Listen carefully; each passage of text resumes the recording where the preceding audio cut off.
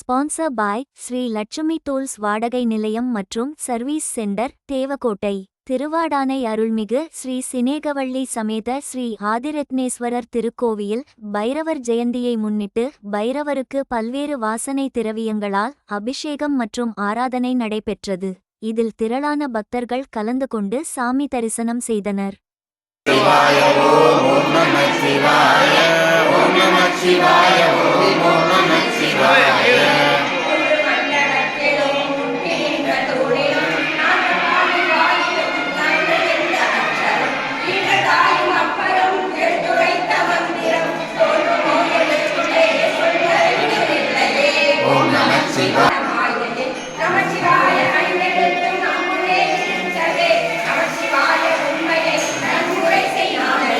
ஓம் நம சிவாய ஓம் ஓம் நம சிவாய ஓம் நம சிவாய ஓம் ஓம் நம